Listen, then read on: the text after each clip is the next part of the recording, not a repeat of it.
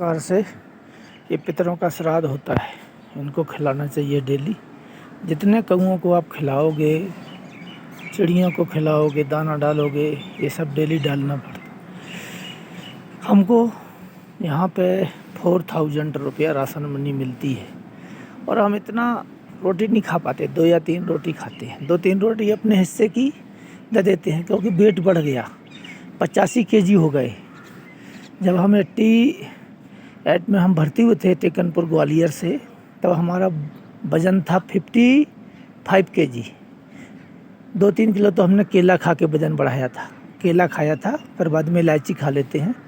बताया था अफसरों ने कि केला खा लो आप, तब आपका वज़न बढ़ जाएगा। हम उस समय दौड़ में टेकनपुर में फर्स्ट में आए थे। दौड़ में मतलब 3 किलोमीटर दौड़ फर्स्ट में आए थे हम। फर्स्ट नंबर में पास हुआ था मेरे। एक्सीलेंट पूरी टर्निंग सेंटर रहा। तो ये चिड़ियों को दाना डालो अपने हिस्से का। ये नहीं कि लंगर है फौज का तो जो मर्जी उठा के फेंकते रहो, ऐसे नहीं। हमने 6 रोटी खानी है मान लो, या 4 खानी है तो 2 डालो इनको, तो आपका पेट सही रहेगा, स्वास्थ्य सही रहेगा, आपकी लंबी उम्र होगी। आप पेट भर के खाओगे उतना ही गोबर करोगे। तो फ्रूट खाओ आप अपने पैसे से खरीद के, जूस पियो और चीज़ें खाओ, लेकिन इनको रोटी चावल दाल जो भी आपका हिस्से का है वो देना है। ये नहीं कि आप फौज में से उठा के दे दो। और घर में भी 1 बोरी अनाज इनके लिए सतनजा, जो गुजरातियों से हमने सीखा गांधीनगर में, छतों पर डालते हैं। 1 बोरी पूरा का पूरा आता है हमारा, 3000 रुपया का पूरा बोरा भर के आता है। वो पूरा महीने में डलता है। 2 छत हैं, एक 14 सेक्टर में, एक 21 सेक्टर में, 2 मकान, दोनों पर डलता है। और एक में किराएदार रहते हैं, एक में हम लोग। लेकिन बच्चे पहले वहाँ डालने जाते हैं क्योंकि वहीं से बच्चों की तरक्की हुई, पढ़ाई लिखाई। तो ये पक्षियों का सीखा हमने गुजरातियों से। लंगर लगाने का सीखा हमने अमृतसर पंजाबियों से। गुजरात में सीखा पक्षियों को और कुत्तों को और गाय को। गाय को 1 मुट्ठी घास डालते थे गुजराती, तो हमने 3000 का लगा दिया। और देखो कोई कमी नहीं है अभी। मतलब जो नाशवान चीज़ें हैं वो सब हमारे पास हैं। नष्ट होने वाली चीज़ क्या है? मकान भी गिर जाएगा, ठीक है ना। गाड़ी भी हमारे पास है, वो भी टूट जाएगी, पुरानी हो जाएगी, कन्नम हो जाएगी। और ये शरीर भी हमारा विनाश हो जाएगा। तो सब चीज़ें हमें पक्षियों से मिली है। पक्षियों के जो है ना, हमारा आशीर्वाद दिया पक्षियों ने हमको। गाय ने दिया, गाय को डलता है घास, सेक्टर 21 में भी डलता है और सेक्टर 14 में भी डलता है।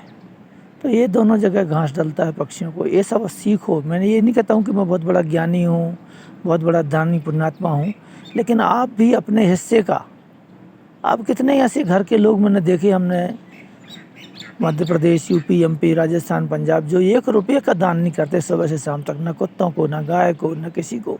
और जोड़ जोड़ के अदानी अंबानी की तरह मर जाओगे और कृमि नीच कीट पतंगा योनि में जाओगे। तो मैं कोई ज्ञान नहीं दे रहा हूँ, मैं सिर्फ ये कहना चाहता हूँ कि थोड़ी थोड़ी अपने हिस्से में से 10%, 100 रुपये कमाते 10 रुपये ज़रूर दान करो। और दान किसको करो? जो ज़रूरत है उसको। ऐसे नहीं कि किसी को भी उठा के देना लग जाओ। पोंगा पंडितों को, पखंडियों को, खीर खा के पंडित जी आ रहे हैं, तुमने दोबारा खीर दी, बोला इसमें टेस्ट नहीं है। उनको दो झुग्गी झोपड़ी में, कोई मजदूर है, कोई लेबर है, कोई परेशान लोग हैं। कई वीडियो डालते हैं लोग, बंदरों को खिला रहे हैं, कोई गाय को खिला रहे हैं, कोई कुत्तों को खिला रहे हैं, कोई जानवरों को खिला रहे हैं, कोई पक्षियों को खिला रहे हैं। कई लोग किसी गरीब मजदूर जो बेचारा करता है या कोई दुकान लगाता है उसकी मदद करते दिखाई दे रहे हैं। मुझे बहुत अच्छा लगता है, क्योंकि वही इंसान है जिसके अंदर दया है, करुणा है, प्रेम है, सहानुभूति है। घृणा ईर्खा करना तो हर एक के अंदर है। कितनी ईर्खा है लोगों के अंदर कि ये सब देख करके भी लोग, वीडियो देख करके भी लोग थोड़ा भी नहीं सोचते कि यार हम कुछ करें, देखें। ये नहीं कि मैं किसी से कुछ मांग रहा हूँ कि भैया मुझे लाइक कर दो, कि मेरा प्रशंसा कर दो। क्या प्रशंसा करना? ये शरीर तो हमारा भी नाशवान है, हमने भी कहीं ना कहीं जाना ही पड़ेगा ना, किसी योनि में जाना पड़ेगा। अभी हम फौज में हैं, कुछ दिन बाद हम लोग अभी रिटायरमेंट चले जाएंगे, फिर बुढ़े होकर मर जाएंगे या यहीं से ही जाएंगे। कोई पता थोड़ी है कि कल क्या होगा। मृत्यु आदमी के निकट निकट चलती रहती है। जो श्वास हमारी चल रही है ना, ये श्वास आने वाली श्वास है कि नहीं, इसका कोई पता है, गारंटी थोड़ी है कि जो श्वास हमारी चल रही है वो अगले घंटे आए। तो मृत्यु को बिल्कुल निकट समझना चाहिए, मृत्यु को अपने बिल्कुल पास समझना चाहिए। और जितना तुम बच्चों को दे दो, बीवी को दे दो, आपके पुत्रों को दे दो, आपके नाती पोतों को दे दो, ये कम होगा नहीं आपकी आत्मा। आप मूर्खतावश फंसते जा रहे हो। ये नहीं कि हमने नहीं दिया, दिया है, लेकिन हमने शुरू से ही दान धर्म सब चीज़ करते आ रहे हैं और करते जा रहे हैं। मैं कहता हूँ कि जिस हिसाब से हमारी तनख्वाह है, हम तो बहुत ही करते हैं, 8-10 हज़ार रुपये महीने में चले जाते हैं परोपकार में। लोग तो 10 रुपया भी दान करके भी खुश नहीं है। तो उन लोगों को मैं कहना चाहता हूँ कि इतनी प्रॉपर्टी जोड़ करके जब मरोगे तो आप नांग बनोगे, नांग नहीं बनो आप। मेरी बात को समझो।